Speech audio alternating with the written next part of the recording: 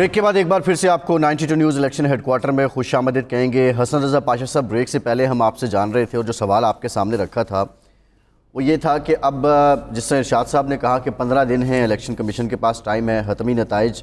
میرا بنیادی نقطہ یہ تھا، میں چاہ رہا تھا کہ آپ اس کو بھی ذرا ایڈریس کر دیں کہ اگر 15 دن میں حتمی نتائج نہیں آتے یا جتنی سیٹوں پہ الیکشن ہوئے ہیں ان کے فیصلے مکمل طور پر نہیں آتے تو پھر جو ہاؤس ہے حلف برداری کے بعد اس کی تشکیل کا کیا منظر ہوگا؟ لیڈر آف دی ہاؤس کا چناؤ جو ہونا ہے، لیڈر آف دی اپوزیشن کا ہونا ہے، کیا وہ ایک دو سیٹوں کے نتائج نہ ہونے کی وجہ سے یا سب جوڈس ہونے کی وجہ سے وہ معمول کا عمل چلتا رہے گا؟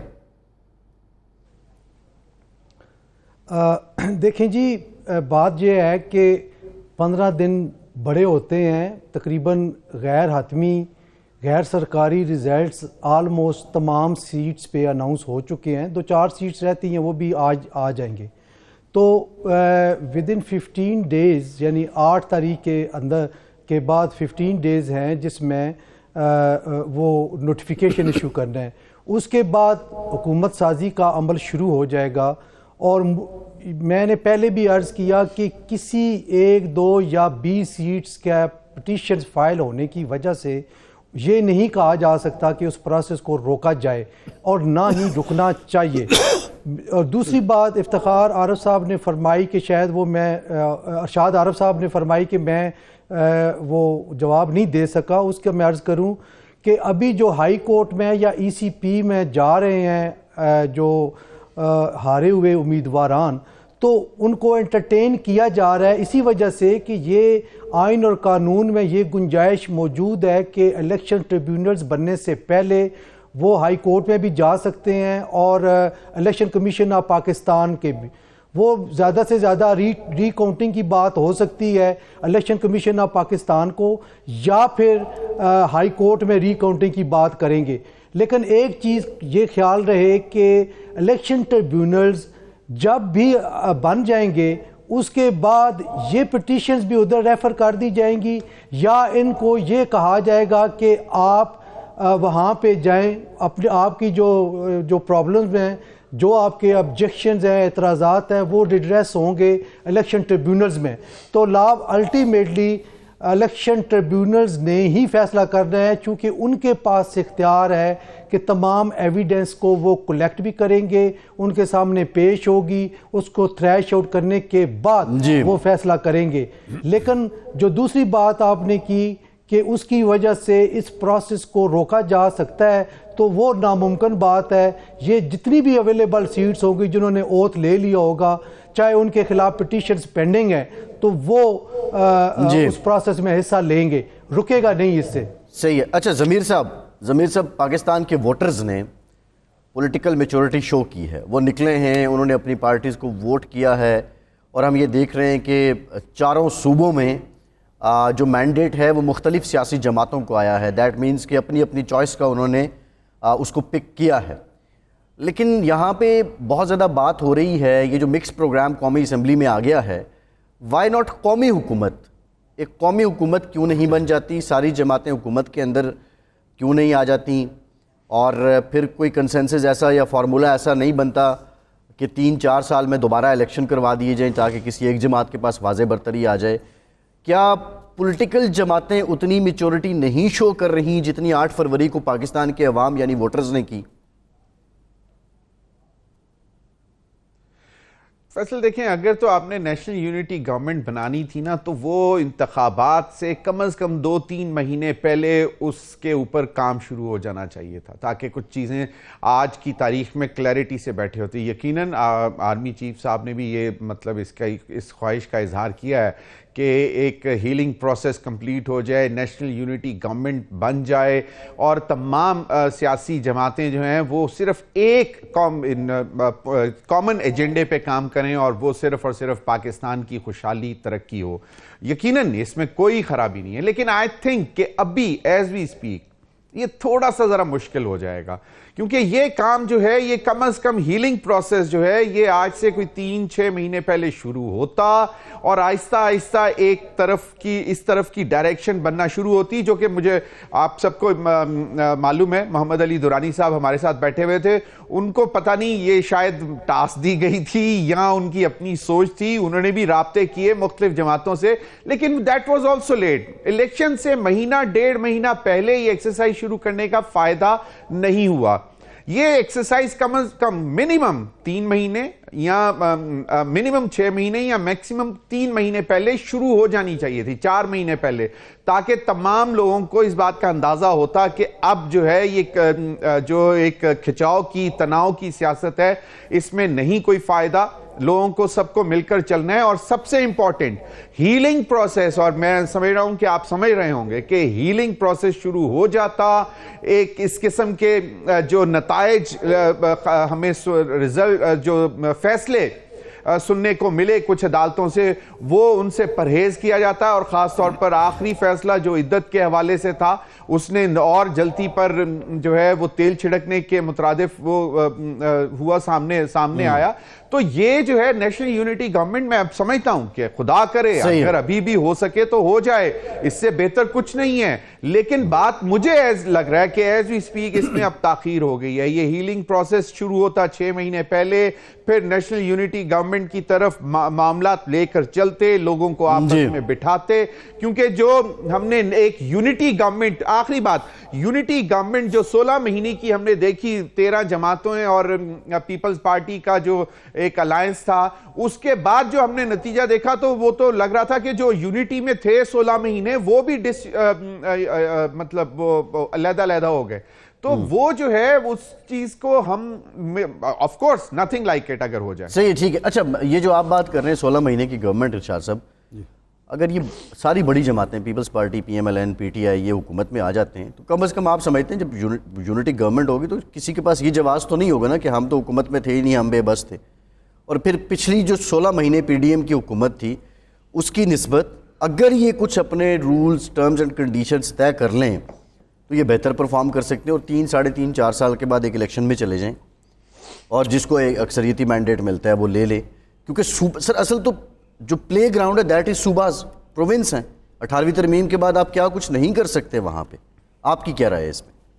اچھا دیکھیے، یہ بالکل ہو سکتا ہے. جب 1946 میں غالباً برطانیہ میں چرچل کی پارٹی جیت گئی تھی الیکشن جیتنے کے بعد نیشنل گورنمنٹ بنی تھی.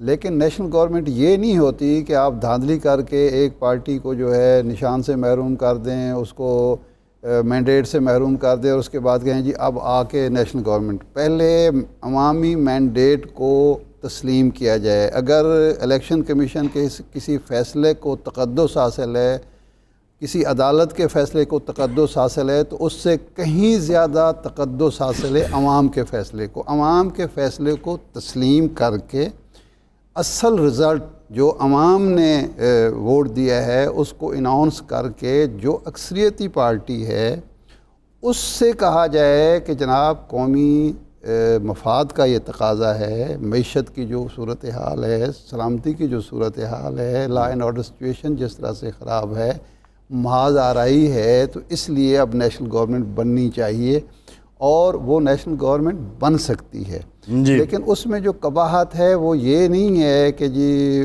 پہلے ہم نے نہیں کیا. قباحت یہ ہے کہ ہمارے سیاستدان، جو آپ نے بات کی بالکل درست کیا، کہ عوام نے ہمیشہ میچورٹی دکھائی اور سیاستدان ہمیشہ امیچورٹ اور اقتدار کے بھوکے ثابت ہوئے. 70 میں بھی ایک شخص جو تھا وہ کہتا جی مجھے ہر صورت میں اقتدار میں آنا ہے. 77 میں ایک صاحب نے مارشل لا لگوا دیا لیکن پیچھے ہٹنے کے لیے وہ تیار نہیں ہوئے، اپنے جعلی مینڈیٹ کو برقرار رکھنے پر تھے. اس کے بعد بھی ہم دیکھ رہے ہیں تماشا. اگر یہ بات ہو جائے، میچورٹی کا مظاہرہ کریں سیاستدان کہ جی ٹھیک ہے ہمیں عوام نے شکست قبول نہیں کیا تو ہم پیچھے ہٹتے ہیں، ان کو شریک کیا جائے. لیکن وہ پھر یہ نہ ہو کہ حکومت بن جائے اور وہاں ہر شخص کا قبلہ اپنی طرف ہو، کہ جناب بلاول صاحب اگر مثلا وزیر خارجہ ہیں اور اقتدار سے باہر نکلنے کے بعد اس وقت بیٹھ کے وہ تعریفیں کر رہے ہیں اور باہر نکل کے پتہ چلے کہ نہیں جناب ہم لیکن تو اس میں دیکھیں شریک اس نہیں چیز نے تھے۔ پے بیک کیا ان کو، جی بلاول صاحب نے جو باتیں کی اس نے پے بیک کیا الیکشنز میں ان کو۔ یہ دوہرا معیار ہے نا، تضاد ہے۔ دوہرا معیار نہیں ہونا چاہیے نا، اگر آپ نے نیشنل گورنمنٹ بنانی ہے تو نیشنل انٹرسٹ میں بنانی پڑے گی نا، صرف ان کے لیے۔ ایک بات یہی بنیادی جو پہلے نقطہ ہے ہو سر۔ رہی تھی نا، وہ الیکشن کمیشن کے فیصلے کی کہ جی وہ ان کی غلطی تھی الیکشن۔ دیکھیں الیکشن کمیشن کے پاس 16 لوگ ہیں جو نو باڈی ہیں۔ وہ کونسلر کا الیکشن بھی کبھی ابھی لڑنا چاہیے تھا نا، اکبر ایس بابر صاحب کو اس الیکشن میں کھڑا ہونا چاہیے تھا، اور جو ووٹر ہے پی ٹی آئی کا، جو سپورٹر ہے، جو ممبر ہے، اس کو کہنا چاہیے تھا کہ میں بانی ممبر ہوں، میں الیکشن میں کھڑا ہو گیا ہوں، مجھے آپ منتخب کریں تاکہ میں پارٹی کو صحیح ڈائریکشن دے سکوں۔ جو شخص کبھی الیکشن میں کونسلر کے الیکشن کے لیے کھڑے ہونے کے لیے تیار نہیں ہے، اس کی درخواست پہ الیکشن کمیشن نے فیصلہ دے دیا، ایک پارٹی کو عملاً کالعدم قرار دے دیا۔ اب 36 پٹیشن ہیں ان کے پاس جس پر انہوں نے نتائج روکے ہیں، 10 قومی کی اور 26 صوبائی کی۔ تو اب کیا وہ اس سارے الیکشن پروسیس کو ختم کریں گے، کالعدم قرار دیں گے؟ ایسا ہوتا ہے۔ جو انٹرا پارٹی آپ الیکشن کی بات کر رہے ہیں، میرا اسی میں انٹرا پارٹی الیکشن سے زیادہ قومی انتخابات زیادہ اہم ہیں۔ جی بالکل زیادہ اہم ہیں۔ اس پر تو ہمارے چیف جسٹس صاحب کو بھی بہت زیادہ تھی پرابلم تھی، الیکشن کمیشن کو بھی پرابلم تھی۔ اب جو کچھ ہو رہا ہے یعنی وہاں ایمان طاہر، میجر طاہر صادق اور ثناء اللہ مستی خیل پر مقدمات درج ہو گئے ہیں جی کہ وہ الیکشن وہ آر او کے آفس کھڑے رہے کہ جی ہمیں نتائج دیے جائیں، ان کو داخل نہیں دیا۔ 15 دن تو یہ کیا طریقہ ہے؟ 15 دن میرا سوال بھی لیں۔ جی بالکل سر، قومی گورنمنٹ کی بات نکلی تھی، ہم جو 16 مہینے کی گورنمنٹ تھی اس کے کنڈکٹ کو بھی ہم دفاع نہیں کرتے، ٹھیک ہے، ان کا اپنا کلیم سیاست بچا لی، ریاست بچا لی، سیاست چھوڑ دی، وہ سب باتیں اپنی جگہ۔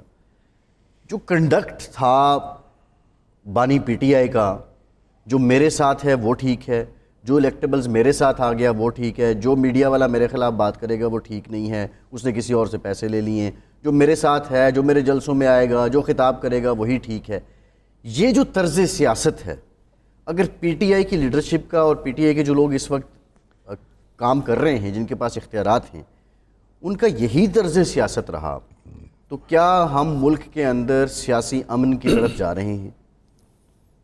دیکھیے، یہ جس بیانیے کی یا رویے کی آپ بات کر رہے ہیں نا عمران خان کی، میں اور آپ ہو سکتا ہے کہ کہیں کہ جی یہ ٹھیک نہیں ہے، لیکن اس کا دیکھیے تو صحیح لوگوں نے جواب کیا دیا ہے۔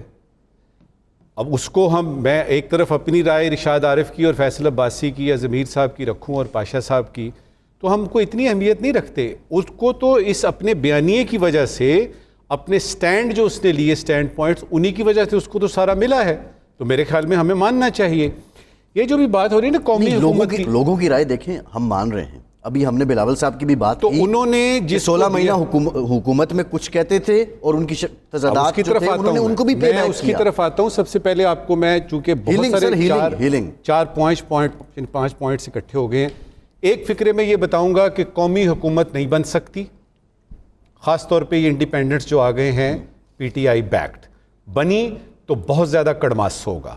پہلی بات اس کی جو ہیلنگ پروسیس کی ضمیر صاحب نے بات کی ہے نا، بہت اچھی بات کی ہے۔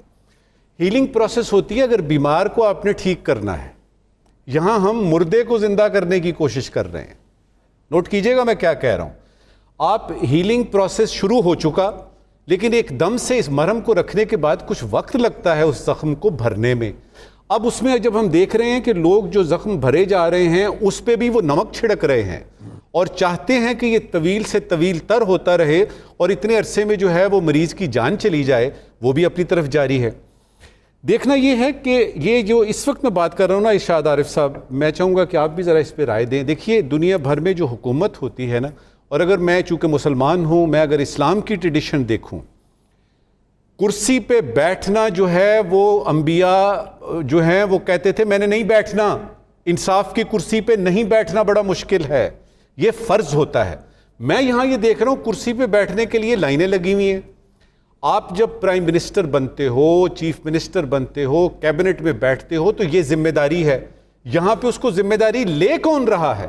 اور اگر میں اس اینگل سے دیکھوں تو میں تو کہوں گا بھائی آپ آ جائیے, میں آپ کی مدد کرتا ہوں. اور یہ جو تقریریں ہیں نا کہ ہم پاکستان کی فلاح کے لیے کریں گے, پاکستان مطمع نظر ہے, خوشحالی آنی چاہیے, یہ سارا کا سارا ڈرامہ ہے, کھکھیڑ ہے. اس کی مثال دیتا ہوں.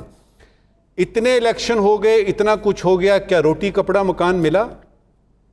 نہیں ملا. کیا قرض اتار کے ملک سنوارا گیا؟ نہیں.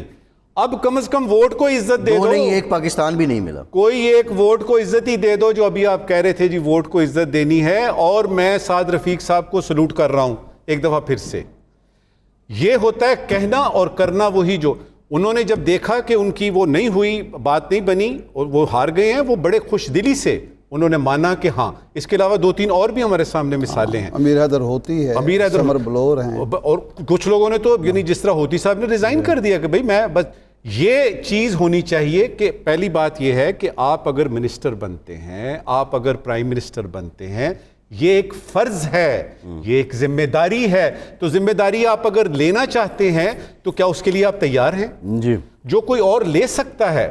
دیکھیے ہم تینوں میں سمجھتا ہوں کہ ارشاد عارف صاحب جو ہیں. اچھا, قطع کلامی کی معافی, آپ سے شروع کریں گے بریک کے بعد. جی بریک لیتے ہیں, بریک کے بعد دوبارہ.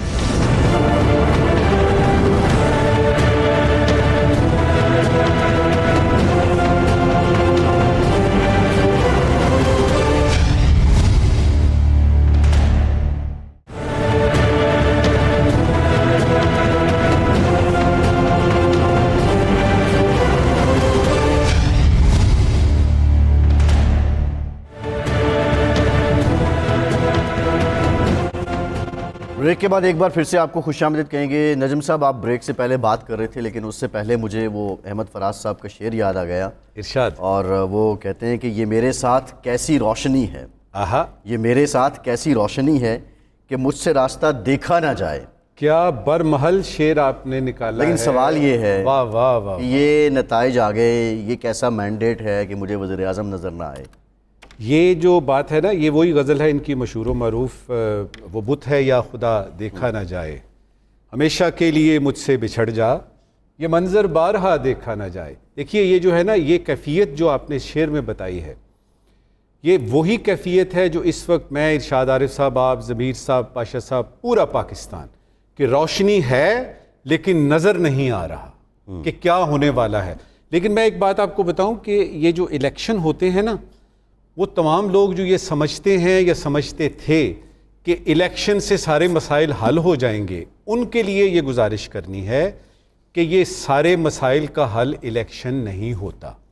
الیکشن پہلا مرحلہ ہے, اس میں اس کو مرحلے کو کامیابی سے یعنی آسن طریقے سے اس کو عبور کیجئے, اور اس کے بعد کے جو مراحل ہے اس کو پورا کیجئے.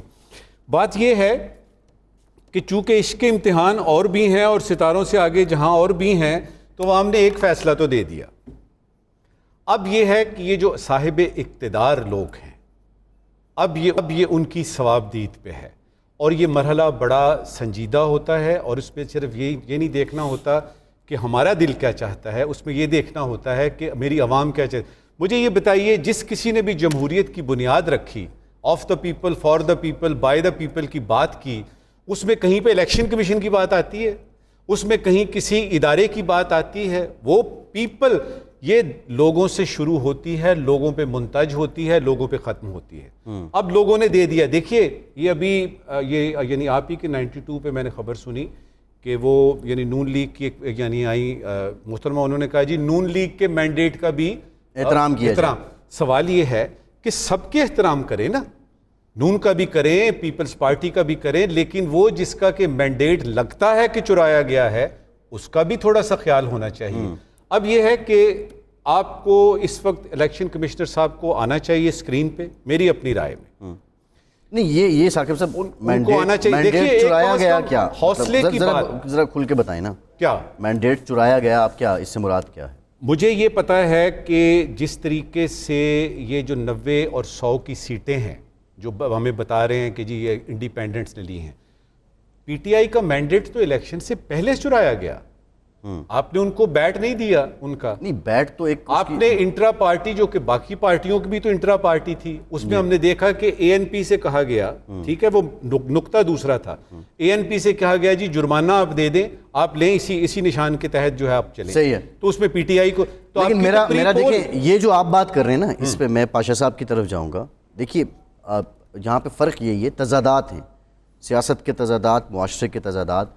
पाशा साहब ये बैट नहीं मिला, पीटीआई के पास एक बहुत बड़ा विक्टिम कार्ड आया, उसका अवाम ने पे बैक भी किया, लेकिन जब हम इसको कानून की मेज़ पर रख के देखते हैं, पीटीआई का बैट ना मिलना और नून लीग को शेर मिल जाना, या पीपल्स पार्टी को तीर मिल जाना, या एएनपी को लालटेन मिल जाना, आप क्या समझते हैं कि इन प्रिंसिपल ये जो फ़ैसला था, इस फैसले में कोई ऊंच नीच की गई, पीटीआई को जानबूझ के ऐसे किया गया, या पीटीआई की अपनी कोताहियां इतनी थी कि वो डिफेंड ही नहीं कर पाए?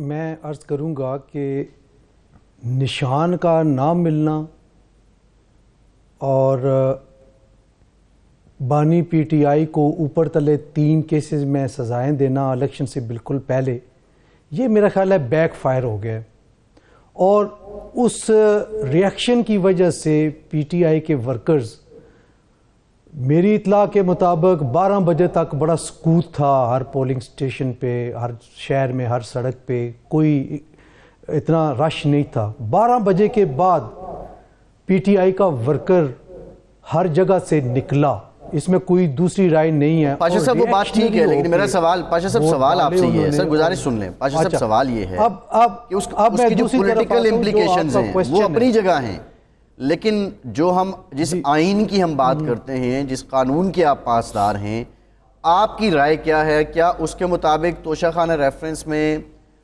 इद्दत केस में, या फिर जो साइफर केस है, इसमें सज़ा देना आइन कानून की रूह से दुरुस्त था, बैट वापस लेना आइन और कानून आप जिसकी पासदारी और जिसका अलम बुलंद करते हैं उसकी रूह से दुरुस्त था? उसके सियासी इम्प्लीकेशंस जो आए वो तो हमने देख लिए। जी, कानूनी तौर पे मैं आपको बात बताऊं, 2 मिनट मुझे दीजिएगा।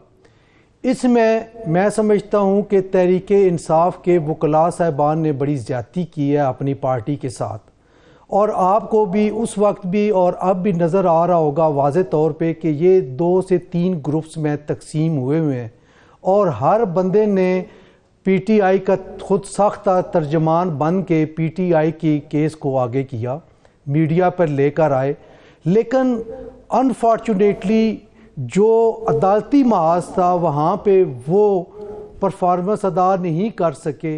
अब एक बात आपको पता है कि सिंबल के हवाले से 3 पिटीशंस लाहौर हाई कोर्ट में पेंडिंग थी, एक डिसमिस हो गई, उसकी उन्होंने अपील आईसीए फाइल की, वो भी डिसमिस हो गई। 2 और पिटीशंस पेंडिंग थी, उनकी मौजूदगी में आप पेशावर हाई कोर्ट में आ गए सेम प्रेयर के साथ, और फिर पेशावर हाई कोर्ट में आपने डेलिबरेटली कंसीलमेंट की और उन 3 पिटीशंस का जिक्र नहीं किया जो आपने लाहौर हाई कोर्ट में की हुई थी। और सबसे बढ़ के ये हुआ कि पेंडेंसी के दौरान, पेशावर हाई कोर्ट में पेंडेंसी के दौरान आप सुप्रीम कोर्ट में चले गए। अब वहाँ पे आपने देखा होगा कि पेशावर हाई कोर्ट ने भी कहा कि क्या हमें डिसीजन करना चाहिए कि आप ये मामला सुप्रीम कोर्ट में ले गए, और सुप्रीम कोर्ट ऑफ पाकिस्तान ने भी ये कहा कि जब आपका मामला पेशावर हाई कोर्ट में और लाहौर हाई कोर्ट में पेंडिंग है तो क्या हमें ये सुनना चाहिए। अल्टीमेटली क्या हुआ कि उनको सुप्रीम कोर्ट ऑफ पाकिस्तान से वापस लेना पड़ा, और वो वापस लेके फिर पेशावर हाई कोर्ट की तरफ रजू किया। पेशावर हाई कोर्ट ने उनको रिलीफ दे दिया, लेकिन जब वो मामला सुप्रीम कोर्ट में आया तो उस पॉइंट पे, कंसीलमेंट के पॉइंट पे इनको जो है ये करना पड़ा। अदालतें कंसीलमेंट को बर्दाश्त नहीं करती, यानी चॉइस ऑफ जो शॉपिंग है, वो एक ये टर्म यूज़ भी हुई थी, आपको याद होगा कि शॉपिंग सेंटर आपकी चॉइस पे होगा, लेकिन फर्स्ट टाइम जब आप जाएंगे तो दोबारा आपने वहीं पे जाना है, फिर आपने दूसरी तीसरी जगह पे नहीं जाना। تو بہرحال ایک چیز میرا جو میں ضمیر صاحب سر مجھے بات مکمل سر میں آپ ہی کی طرف لے کے آ رہا ہوں. بات یہ ہے کہ فیصل عباسی کا سوال یہ تھا کہ جو سزائیں یا جو فیصلے آئے کیا وہ آئین اور قانون کی روح سے صحیح تھے یا غلط ہوئے. وہ اسے سوال یہ تھا. آپ پروسیس بتا رہے ہیں کہ اس کی بے وقوفی تھی, اس کی غلطی تھی, ان کا وکیل بے وقوف تھا, وہ غلط تھا, اس نے دوبارہ غلط گیا. وہ سوال سمپل سا تھا, میں اس کا جواب وہ مانگ رہے تھے میرا خیال میں. جی میں اسی طرف آ رہا تھا. بہرحال ضمیر صاحب عرض یہ ہے کہ جو کوسچن عباسی صاحب آپ نے کیا کہ یہ جو ابھی ضمیر صاحب کہہ رہے ہیں کہ وہ سزائیں آئین اور قانون کے مطابق تھیں, مجھے ایک بات بتا دیں, یہ بات میں نے پی ٹی آئی کے ورکرز کے سامنے بھی رکھی کہ کیا جج بشیر احمد اور ابو الاسنات نے آپ کو ریلیف دیا چیئرمین پی ٹی آئی کو یا ان کے خلاف گئے؟ تو انہوں نے یک زبان ہو کے یہ کہا کہ یہ فیصلے جو ہیں یہ پی ٹی آئی کے چیئرمین کو ریلیف دیا گیا ہے. ایپلیٹ سٹیج پہ ان کو ریلیف ملنا ہے. آپ آج صحیح ہے. اچھا یہ بنیادی طور پہ پاشا صاحب بات یہ مجھے ذرا ضمیر صاحب کی طرف بھی جانا ہے, ارشاد صاحب پھر آتے ہیں. یہ قانونی تقاضے نہیں پورے کیے گئے ان فیصلوں میں. میں ضمیر صاحب آپ کی طرف بھی آتا ہوں. قانونی تقاضے نہیں پورے کیے گئے. صحیح ہے, ٹھیک ہے. میں یہ عرض کر رہا ہوں کہ میں آتا ہوں پاشا صاحب, آپ کی بات آ گئی ہے, آپ کا نقطہ ہمارے پاس آ گیا. ارشاد صاحب جی اب معاملہ یہ ہے کہ تضادات تو ہیں, معاشرے کے تضادات, سیاست کے تضادات, ایوان اقتدار کے تضادات, گلی بازار کے تضادات سے بھری چیزیں ہیں. اب جو فارمیشن ہے, ہم بلوچستان کی اگر بات کر لیں, فارمیشن آف گورنمنٹ ہے, فارمولہ کیا ہوگا, پیپلز پارٹی وہاں بھی لیڈ کر رہی ہے. آپ کو یاد ہوگا کہ جب میاں صاحب آئے تھے, وہ کوئٹہ گئے تھے, ایسے لگتا تھا کہ وہ سب کچھ انہوں نے اپنے پاس رکھ لیا ہے, لیکن ایک سرفراز بھکٹی اور ایک عبدالقدوس بزنجو کا چپکے سے زرداری صاحب سے مل کے سلام کرنا, اور اس کے بعد اس کا جواب ہی آیا ہے. بلوچستان کا وزیر اعلیٰ کون ہوگا؟ اور میں بلوچستان کے وزیر اعلیٰ کے بارے میں بات کرتا ہوں, لیکن یہ جو ایک تو آپ نے جو شعر پڑھا تھا نا کہ روشنی ہے اور راستہ نظر نہیں آ رہا, دیکھیں راستہ جو ہے روشنی سے نظر نہیں آتا, ہوا سے خمسہ سے نظر آتا ہے. ایک نابینا بھی راستہ تلاش کر لیتا ہے, حالانکہ اس کا تو آنکھ کی روشنی نہیں ہوتی, وہ یعنی بینائی سے بھی نظر نہیں آتا. ہوا سے خمسہ اگر آپ کے بحال ہیں تو آنکھ آپ کی نہیں ہوگی تو آپ کا ہاتھ آپ لاٹھی سے راستہ تلاش کر لیں گے, کوئی اندازہ لگائیں گے, دماغ استعمال کریں گے, راستہ مل جائے گا. لیکن اگر آپ کے ہوا سے خمسہ مفلوج ہو چکے ہیں تو اگر 1000 واٹ کا بلب بھی سامنے رکھ دیں, روشنی کی آپ کے سامنا رکھا ہوا جو بلب ہوگا چائے کا کپ وہ نظر نہیں آئے گا. ہمارے ہاں پرابلم یہ ہوا ہے کہ اس وقت ہوا سے خمسہ. یہ احمد فراز صاحب کا جو شعر ہے, جی اس کی منطق کو آپ نے 100% مدلل انداز میں رد کر دیا ہے. تو حقیقت ہے نا, حقیقت ہے کہ ہوا سے خمسہ میں سے اگر آپ کے بحال نہیں ہیں, آپ بدحواس ہو چکے ہیں, تو پھر آپ کو راستہ نظر نہیں آ سکتا. میں شبلی فراز صاحب سے گزارش کروں گا کہ اب وہ آجائیں. ٹھیک کہہ رہے ہیں, یہ ایک رخ ہے, لیکن یاد رہے کہ فراز صاحب اس شعر میں کہہ رہے ہیں یہ کیسی روشنی ہے. ہاں وہ طنز کر رہے ہیں, وہ تنزیہ طور پہ بات ہو رہی ہے, یہ کیسی روشنی ہے. اچھا اس کی میں آپ کو مثال پیش کرتا ہوں. یہ جو ہمارے ہاں پک اینڈ چوز کا ایشو ہے نا, یہ ذہنیت تھی بنی اسرائیل کی, جس کی وجہ سے ان پر عذاب نازل ہوا تھا. سبحان اللہ. ایک قوم بنی اسرائیل ہے, قرآن مجید ہمیں راستہ دکھاتا ہے کہ ایک قوم بنی اسرائیل کا راستہ ہے, ایک قوم محمد صلی اللہ علیہ وسلم کا راستہ ہے. قوم بنی اسرائیل سے کہا گیا کہ قربانی دو, انہیں کہ جی کس جانور کی, کہا کہ جی جانور کی یہ دے دو, گائے کی قربانی دے دو. انہوں نے کہا جی اچھا گائے کی قربانی کس رنگ کی ہونی چاہیے, کتنی عمر کی ہونی چاہیے. وہ کرتے گئے جس طرح الیکشن کمیشن میں اور ہماری عدالتوں میں ہوتا ہے. قوم محمد سے کہا گیا شراب پر پابندی آج سے حرام ہے. کسی نے نہیں پوچھا انگور والی شراب, جو والی شراب, فلاں والی شراب. انہوں نے کہا بس سب ختم. اٹھایا اور اٹھا کے انہوں نے اس دن کہتے ہیں کہ مدینہ کی ہر گلی میں شراب بہہ رہی تھی, لوگوں نے اٹھا کے پھینک دی. ایسا ہے. یہ جو بات ہو رہی ہے نا, میں مان لیتا ہوں کہ جی پی ٹی آئی کے وکیل بڑے نالائق تھے, انہوں نے نہیں کیا. یہ عدت کیس میں کون سے وکیل کی کمی ہے؟ شریعت محمد صلی اللہ علیہ وسلم، صلی اللہ علیہ پاکستان کا وآلہ آئین، وسلم۔ پاکستان کے تمام قوانین، سپریم کورٹ کے فیصلے، ہائی کورٹس کے فیصلے، سارے یہ کہہ رہے ہیں کہ سابق خامن جو ہے اس کو یہ سوال اٹھانے کا حق نہیں ہے، 6 سال پہلے طلاق دے گا۔ اگر یہ اس منطق کو جو جج نے پیش کیا فیصلے کو آپ مان لیں گے نا، تو کوئی باحیا شریف عورت جو ہے نکھٹو خامن سے، شرابی خامن سے، نشئی سے، ظالم قسم کے مار دھار کرنے والے خامن سے کبھی چھٹکارا حاصل نہیں کر سکتی۔ ایک خاتون خلا لیتی ہے یا طلاق اس کو دے دیتا ہے غصے میں، وہ کسی شریف آدمی سے، اچھے آدمی سے شادی کر لیتی ہے، وہ خامن صاحب دیکھتے ہیں، جل جاتے ہیں کہ یار اس کی تو زندگی بہتر ہو گئی ہے، وہ عدالت پہنچ جاتے ہیں اور وہ ڈگری لے کے آ جاتے ہیں۔ کیا آپ نے فساد برپا کر دیا؟ اللہ کے رسول صلی اللہ علیہ وسلم نے فرمایا کہ اس معاملے میں عورت کی گواہی ہوگی، 2 چیزوں میں عورت کی گواہی آخری گواہی ہے، ایک عدت کے معاملے میں اور ایک بچے کے معاملے میں۔ یہاں رونا ہم روتے تھے، ہماری جو خواتین تھیں کہ جی وہ جو حدود آرڈیننس میں عورت کی گواہی آدھی ہے، یہاں آپ نے پوری گواہی ختم کر دی کہ عورت کی گواہی ہے نہیں۔ تو اس لیے انٹرسٹنگلی وہ جو خواتین تھیں وہ گواہی والی، انہوں نے اس فیصلے کے خلاف احتجاج کیا۔ اچھا اب ہو گیا، یعنی میں جو بات ثابت کرنا چاہتا ہوں وہ یہ ہے کہ یہ کچھ بھی کر لیتے یہی فیصلہ آنا تھا، یہ کچھ بھی کر لیتے بیٹ واپس لینا تھا۔ تو اس لیے اس میں نہ وکیلوں کا قصور ہے۔